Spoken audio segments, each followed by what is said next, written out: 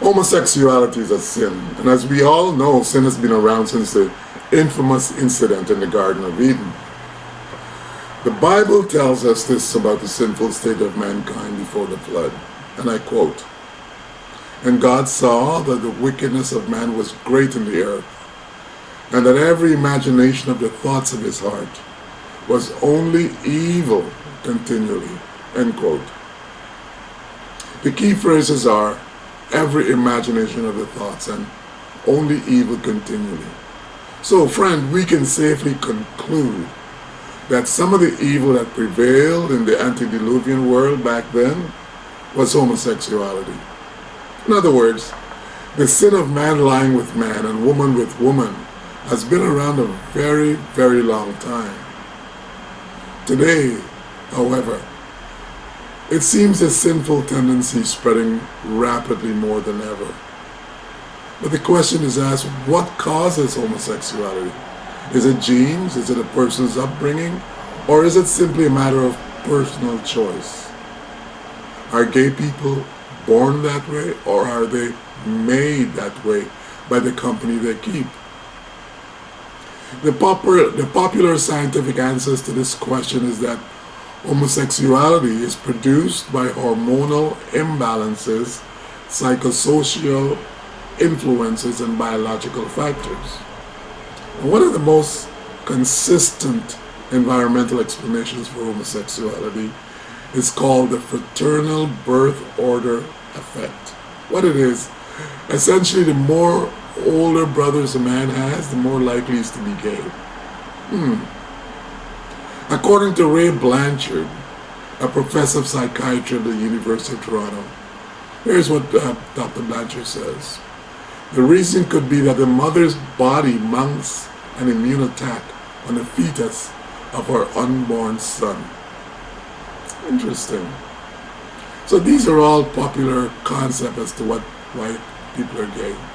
Another popular position is that homosexuality is a choice, that of yielding to ultimately harmful desires, and which is the choice is partly affected by nurture and environment. But friend, in preparing this presentation, my research took me to a startling discovery. I found another more plausible reason for individuals becoming gay. In addition to the other reasons some researchers theorize about the formation of gays, I found that, believe it or not, diet is a leading cause of homosexuality. Specifically, I discovered that the old saying is amazingly true. We are what we eat. Now here are my findings. To make cows grow at an unnaturally fast rate, the cattle industry feeds them pellets full of hormones. Many scientists are concerned that the artificial hormones injected into cows cause health problems in people who eat them. Makes sense. Well, this is going to get a little technical, and I ask that you bear with me as together we uncover the diabolical agenda of the devil. Okay? Well, the sex hormones progesterone and testosterone and estrogen are all naturally occurring in animals. So, when you eat the meat from those animals, you're also eating their natural hormones. Makes sense, right? It's logical. Well, there's a growth hormone, or GH as it is called. It's a kind of hormone that stimulates growth, cell reproduction, and cell regeneration in humans and other animals. In the United States, growth hormone, or GH, is only available legally from pharmacies by prescription from a doctor. With me so far? Okay. In recent years in the United States, some doctors have started to prescribe growth hormone in GH deficient older patients to increase vitality. Now, these doctors are not supposed to prescribe growth hormone medications to healthy individuals. Now, while it's legal, the safety of this type of growth hormone has not been tested in a clinical trial. At this time, GH is still considered a very complex hormone, and many of its functions are still unknown, especially as it relates to human behavior. Growth hormone has been studied for use in raising livestock more efficiently in industrial agriculture, and several efforts have been made to obtain governmental approval to use GH in livestock production. Now, these uses have been controversial. For the past 13 years, many of our nation's dairy cows have been injected with a synthetic growth hormone. That hormone, recombinant bovine growth hormone, makes the cows produce more milk, but it's also getting into our milk and into our bloodstreams. A growing number of scientists, consumers, and physicians are becoming alarmed about the effects on our health. Our guest today is one of those physicians. Dr. Jenny Pompilio is with the Oregon Physicians for Social Responsibility.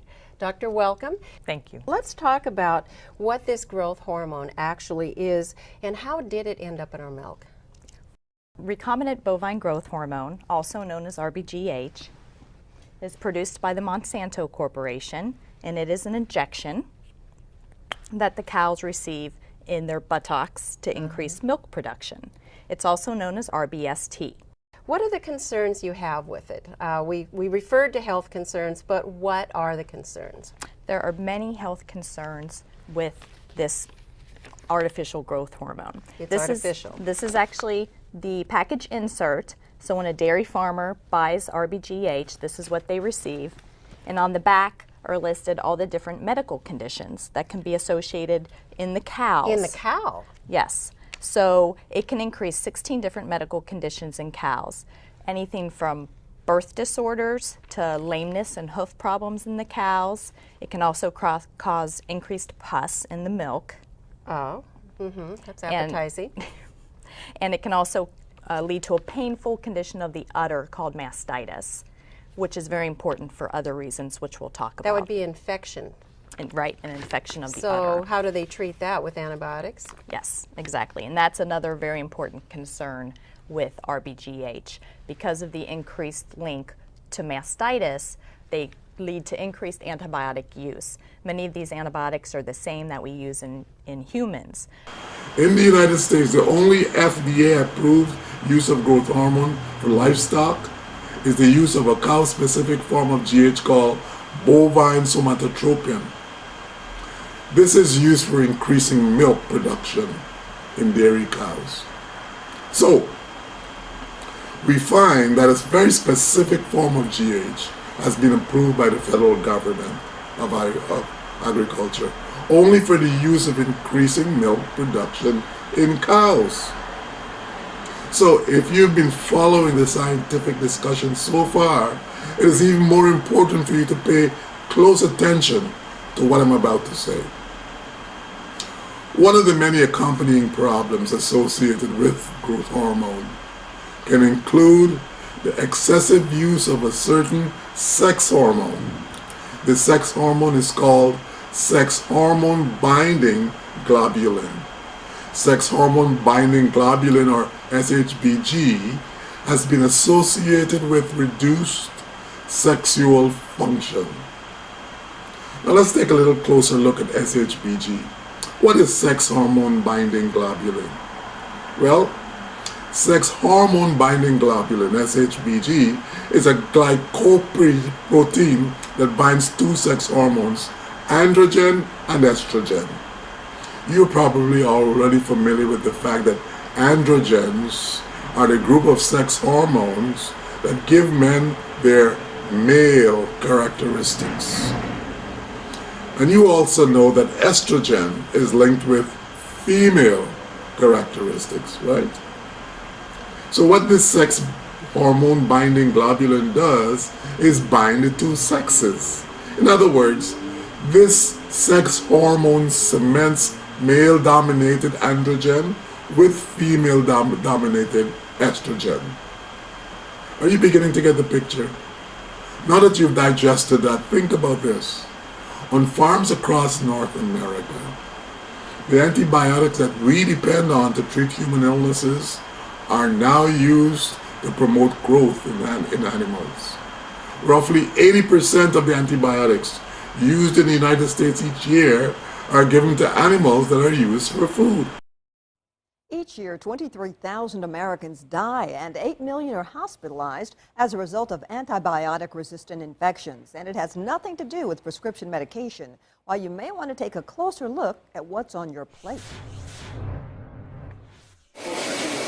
It might look good, but what's added to beef, pork, and poultry has the attention of the CDC and hospitals all over the U.S. 80% of the antibiotics used in this country are used in animal agriculture. That's 30 million pounds of antibiotics used every year to treat animals that aren't even sick. Antibiotics are fed to livestock to prevent disease and promote growth. While it's not a new practice, Amy Collins says it's time to stop. This practice of giving them low-dose antibiotics in their food on a daily basis is the perfect opportunity to breed antibiotic-resistant bacteria. These antibiotic-resistant bacteria from meats can be passed on to you. Friend, 80% of antibiotics manufactured for human illnesses are being given to increase growth in animals, especially cows. This is incredible. Is it any wonder so many individuals are confused as to what sex they are? By now it's common knowledge that non-organic cow's milk is one of the worst choices you can buy at the store due to the excess hormones. Well, you already know that. Excess hormones, antibiotics, steroids, pesticides, and who knows what else it contains, the milk. The food industry has tried to mislead us into believing that organic cow's milk and its products comes with pure innocence and is made from cows that graze gracefully and happily in fields all day with the cleanness of air, water, and fresh grass. None of this is true. Sorry. Cow's milk is still one of the worst health food choices you can make for many reasons, no matter what kind of cow it comes from. Now, the main reason for not drinking cow's milk is how it affects the hormones in your body. You see, cows are pregnant nearly 300 days of the year. I bet you didn't know that. A Harvard health study tells us that the more times a cow has been pregnant during the year, the more hormones she produces through her milk every time. Okay? So once more, I'd like to emphasize a few points I made a little while ago. First of all, number one, dairy milk promotes excess estrogen in the human body due to the fact that it contains estrogen from female cows. Number two, at the same time, milk naturally contains androgenic properties, so it raises testosterone in the body. So friend, in other words, what I'm saying is, dairy milk promotes excess estrogen in the body due to it containing estrogen from female cows. And at the same time, the milk naturally contains androgenic properties, so it raises testosterone in the human body. So we see that the dairy milk successfully combines both estrogen and androgen, female as well as male characteristic hormones. Having understood all this, now consider this little gem of information. Dairy milk accounts for about 80% of estrogen consumed through the human diet, right? Okay. Well, couple that information along with the fact that milk from pregnant cows, which is how all milk products are produced, I mentioned that. Milk from pregnant cows contains about 33 times as much estrogen as milk from non-pregnant cow. Oh, sadly, the food industry would have you believe you need to consume milk to be healthy. Well, friend, but we know that's not the case.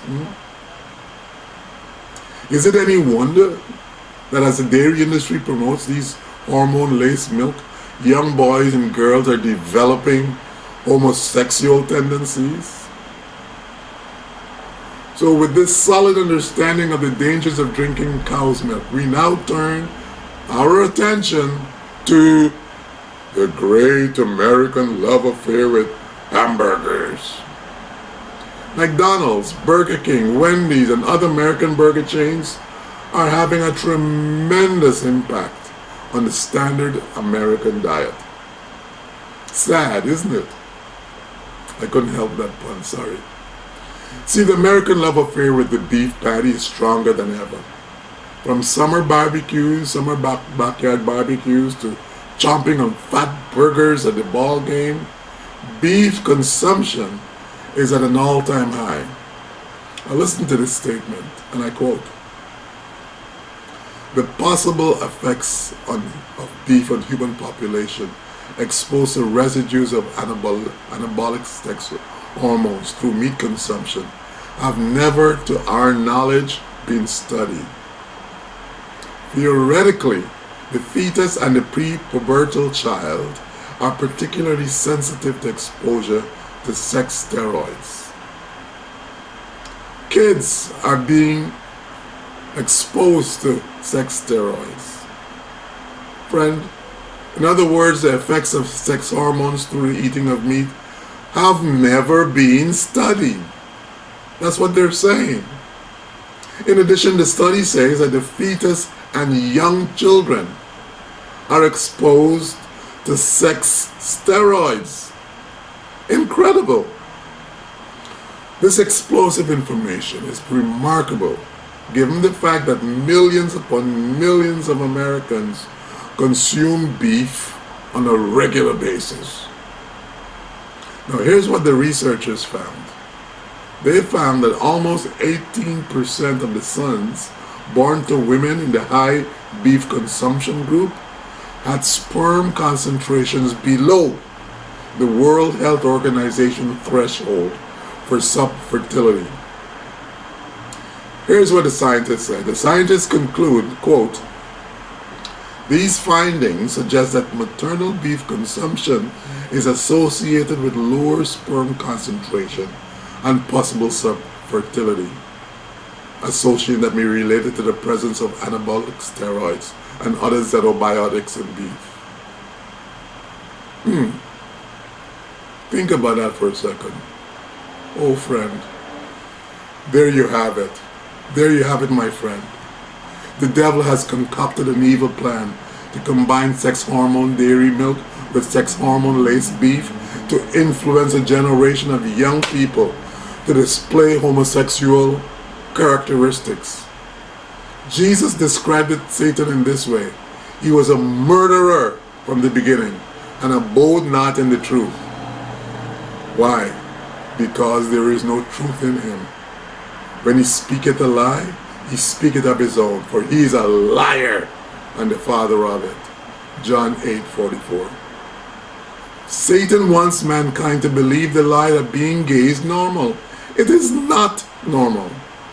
In just 50 years ago, we've gone from a people unified by traditional Christian values to one in which those same values are increasingly scorned and rejected and demonized. What's going on here? Are today's North Americans more morally confused and depraved than previous generations? Of course not. But we've been taken in big time by some of the boldest and most brilliant marketing campaigns in modern history. The plain truth is, within the space of our lifetimes, much of what North Americans once almost universally abhorred has been packaged, perfumed, gift-wrapped, and sold to us as though it had great value. By skillfully playing on our deeply felt national values of fairness, generosity, and tolerance, these marketers have persuaded us to embrace as enlightened and noble that which all previous generations regarded as grossly evil. Quote, "You shall not lie with a male as with a woman. It is an abomination."